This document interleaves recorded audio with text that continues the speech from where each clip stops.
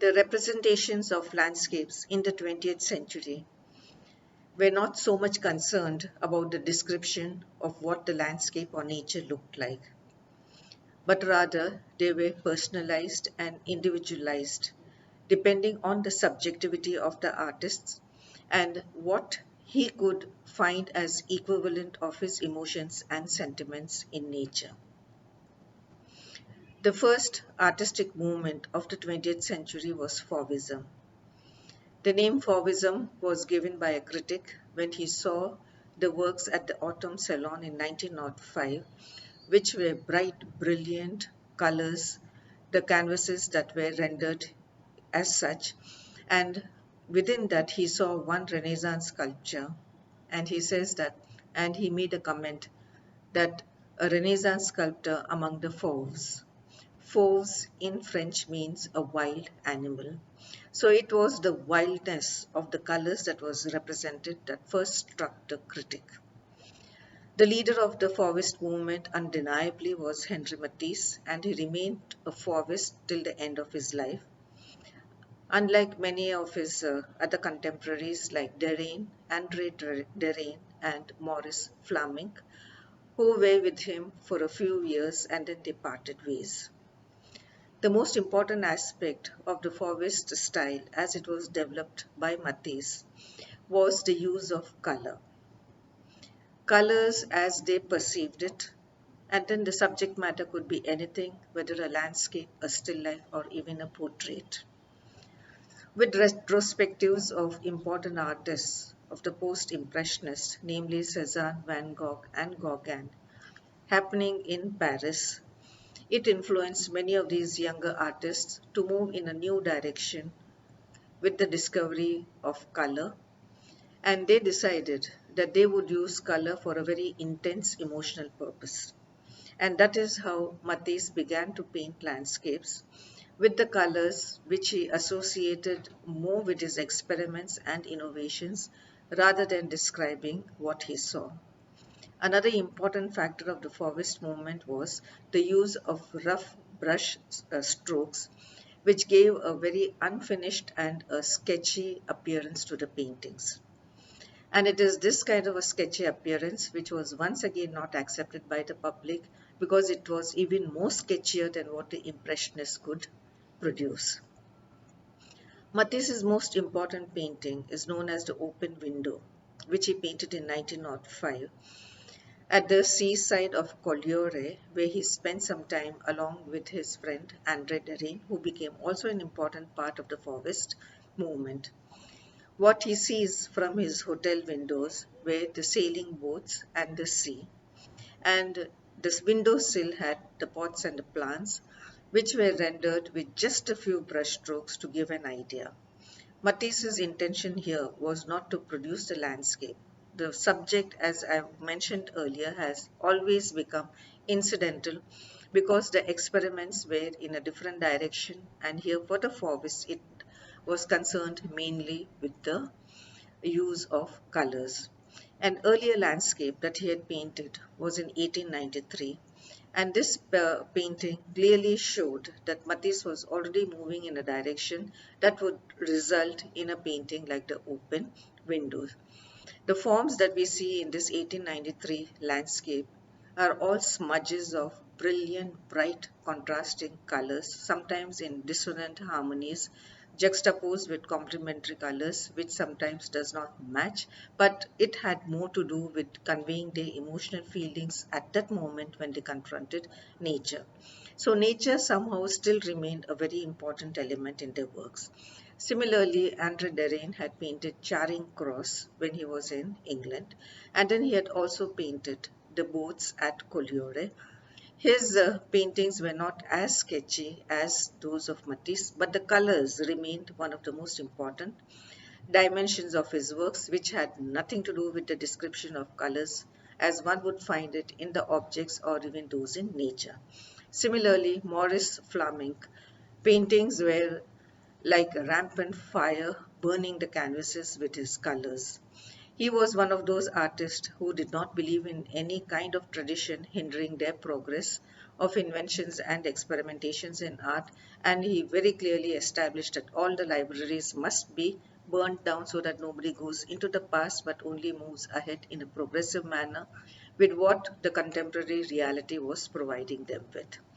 So, Fauvism as a movement, when they as a movement had more to do with colors and the exploration of colors that was derived from the influences of the three post-impressionists, and they still made use of landscape as a subject, something they could not get away with because they had still not been able to make it totally abstract, being non-objective or non-referential.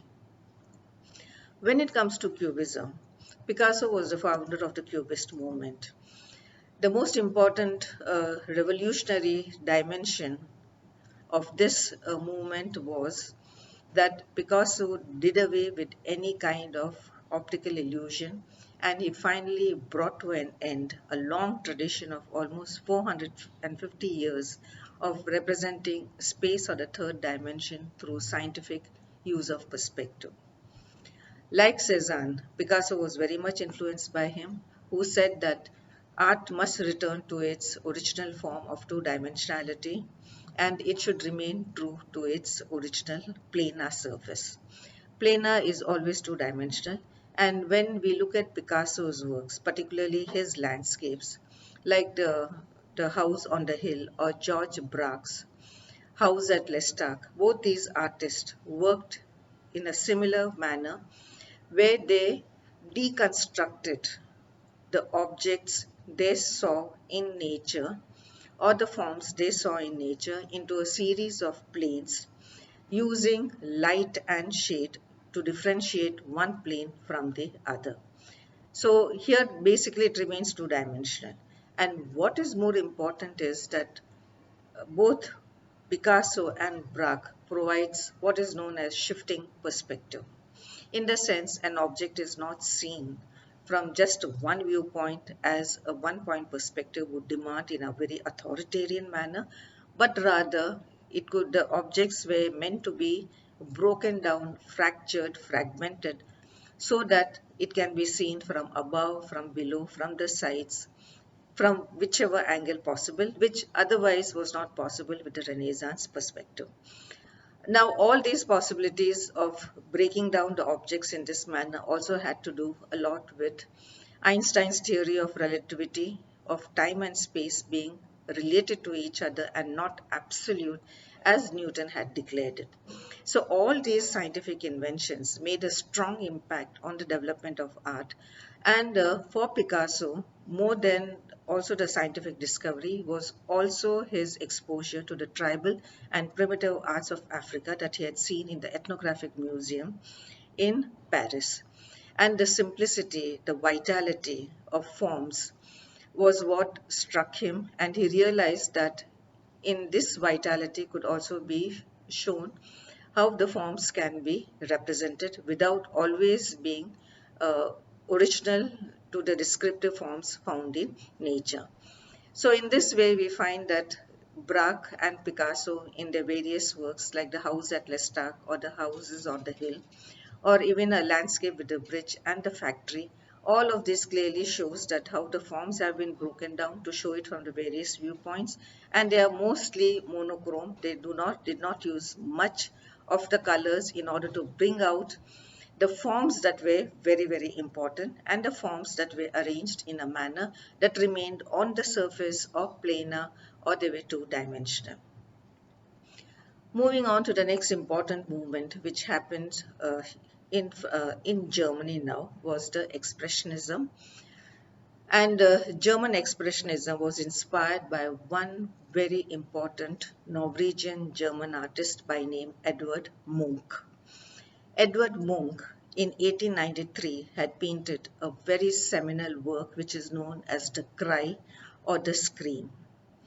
And it is said that this cry or the scream was the personal experience which Munch went through while he was on a walk. He said that in the evening he was walking on a path where the city of Oslo was on one side, and then the fjords, which are very common in Norway, were on the other side. When he saw the sky turning blood red, and he felt that a scream was piercing the nature. And the blood red sky, he painted it actually as he saw it with the setting sun.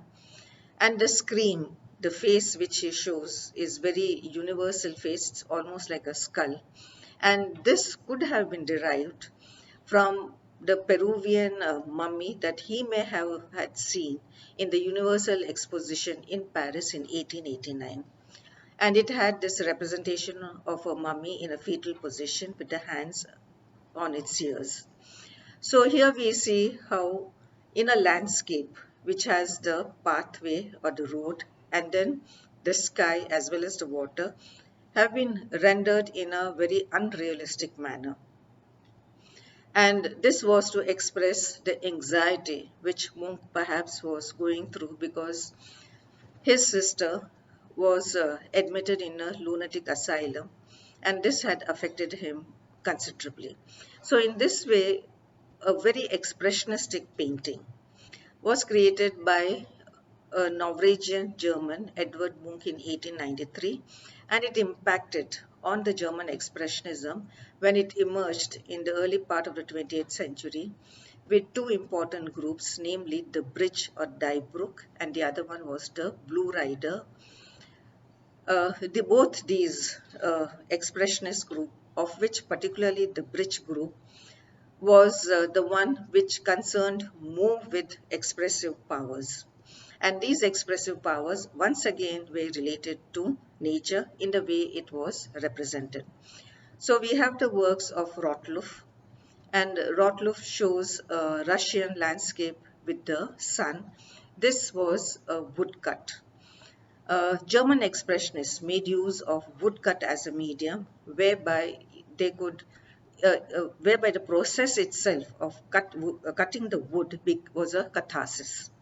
In the sense, all that negative thoughts or the feelings which they had was given a vent through the process when the wood was carved out. And that is why when we look at the imagery of the landscape as such with the sun, there are hard, sharp images.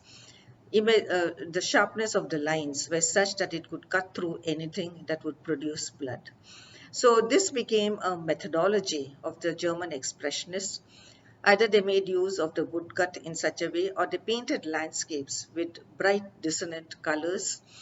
That was to express what they felt within themselves in relation to nature. So nature became a very important source for them to express their emotions. Another very important artist of the Bridge group was Kirchner, and he painted the moonlight mountainscape. And this painting was a result of the personal experience of Kirchner himself, who had visited Swiss Alps when he had gone there to recover from a nervous breakdown that he had. Being an insomniac that is not able to sleep at night, he had observed the various colors of the night under varying conditions of the moonlight and had finally produced this important work, whereby he shows the colors as magentas, the blues, the purples, the pinks, etc., which was reflective of his feelings at the time, and it was conveyed through the colors. And he felt that in communicating with nature, it stimulated him to heal spiritually and physically. So that is how nature helped the German expressionists in conveying their powers of emotions, which they did in a dynamic and radical manner.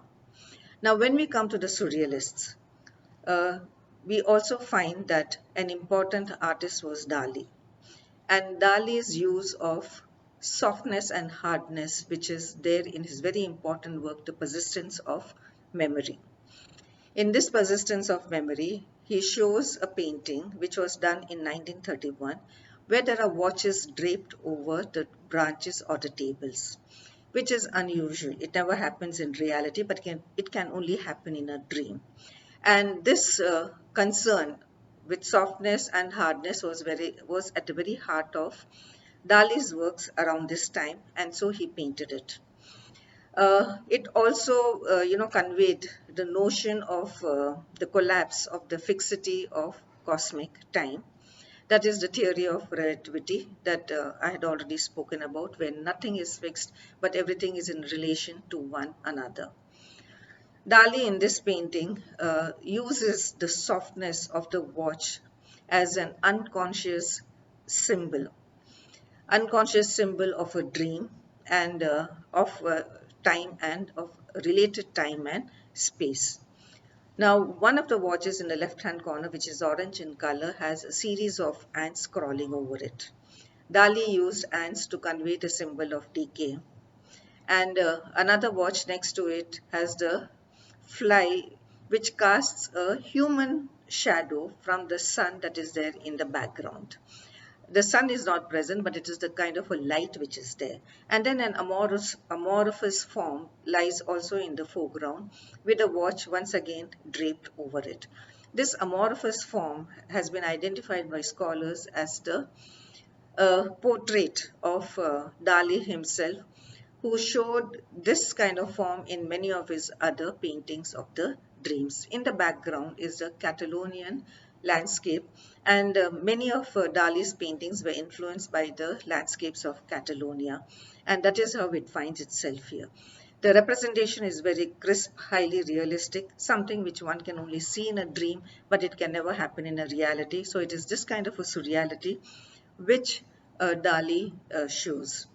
An important example of abstraction in landscape is that of Paul Klee.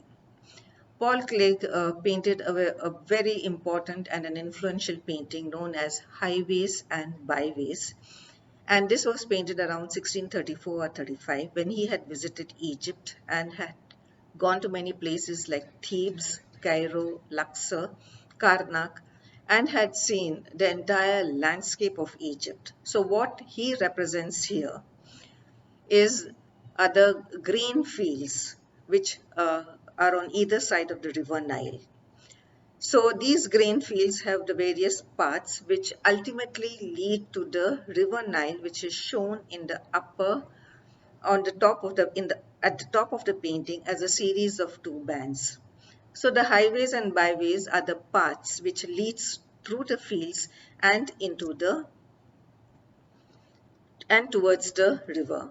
So we find that landscapes as it develops in the 20th century has been very well utilized in the sense how nature comes to play a vital role, or sometimes it is also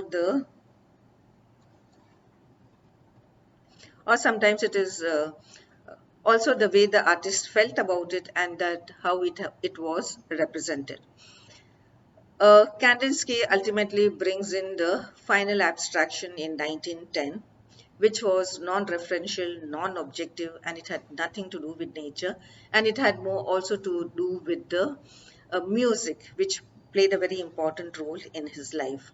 So in this way, the landscapes as it develops in the 20th century were highly personalized, subjective, and also were connected to a large extent to nature, except the surrealists who connected it more with their dreams.